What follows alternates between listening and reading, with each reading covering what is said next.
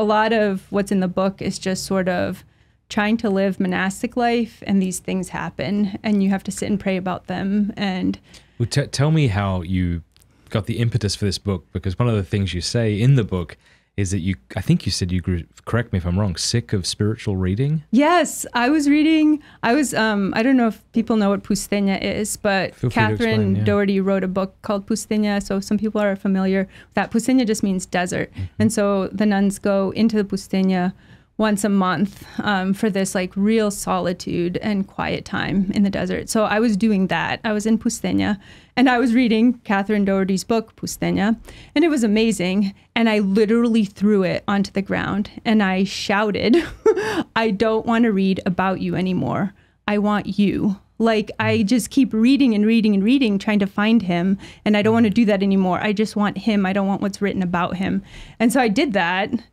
And I sat quietly for a while and I realized, but he has revealed himself to me in so many ways in the quiet of my heart.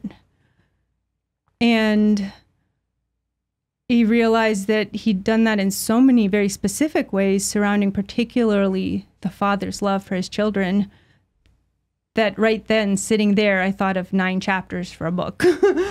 And I started writing them down and I was like, this is ridiculous because I don't have words. Like, this is really weird. I've never wanted to write a book. I paint. It's very ironic that my first book would have tons of pictures in it, because I grew up looking at pictures, not reading books. As somebody who's written several books, I know that a publisher can make or break it in some sense. They choose the front cover often. They choose the direction of it. This is really beautifully put together. I love how... Oh, they did such a good job. Yeah. And all of these icons, you say these are the ones you've painted? They're really beautiful. Yeah, so I love art. I'm very right-brained. I was never into reading books. I really just wanted to go to art class. That was the only thing I liked in school, was art class and recess. Yeah. I just didn't want to use words. So just like when I realized that he was asking me to write a book, I was like, classic Moses. Nope. I got a speech impediment. Not doing it. Yeah. Just pick someone else. And then I realized that he wasn't asking for my ability. He was asking for my consent. And had you ever considered writing a book before? Never, on any topic, let alone God. I'm not a theologian. I'm literally a nurse.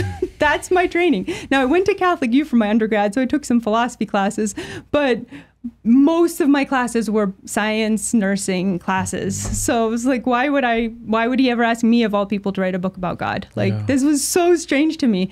But it was very clear. And so I listened, I wrote it down, and then I hid it in my closet for a very long time. 12 years. I think it was actually one of those readings where like you don't like bury your talent thing, where it's a little bit of a wake-up call. Gave it to my spiritual father and he asked me if I would publish it. I'm like, no.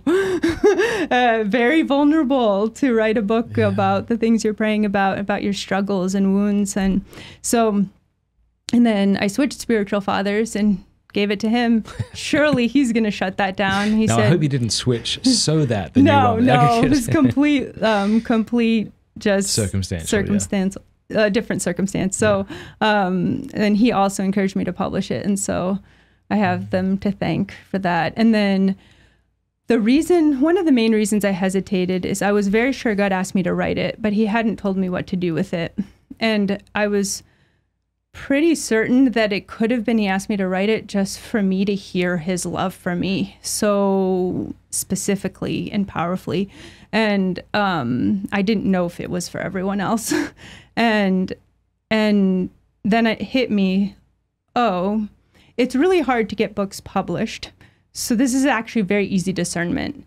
If I give it to a publisher and they want it, then it's probably God's will. And if they don't, then it's not. And I actually really have to worry about it. And so with the encouragement of my spiritual fathers, gave it to Sophia Institute Press, and they wanted it immediately. Is there a reason you chose that publisher?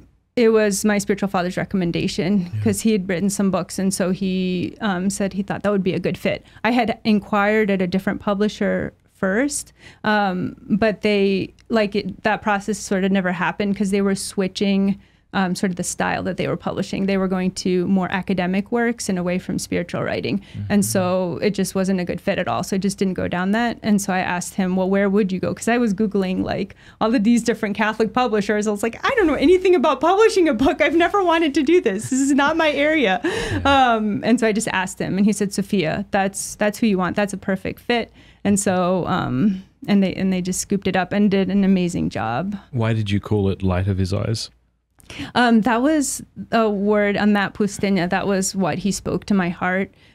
Is really actually this whole book is sort of a fruit of him speaking that to me. Like he said to me that I'm the light of his eyes, and I'm part of the body of Christ, and we're all his children. And so all of us are the light of his eyes. And I really felt like he wanted people to know that.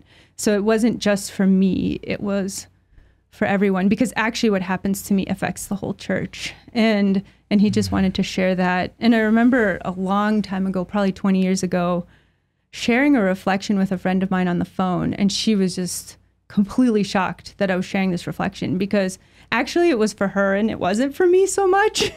And I sort of realized in that moment, like sometimes when God is teaching me something, it's not just for me. Yeah. It's for someone else also. And so I think that this book is that, and I've been very surprised with how much positive feedback I've gotten, in the sense that even though I'm sharing stories specifically from my life, a lot of people can relate to it, because a lot of people struggle to receive the Father's love for them as they are.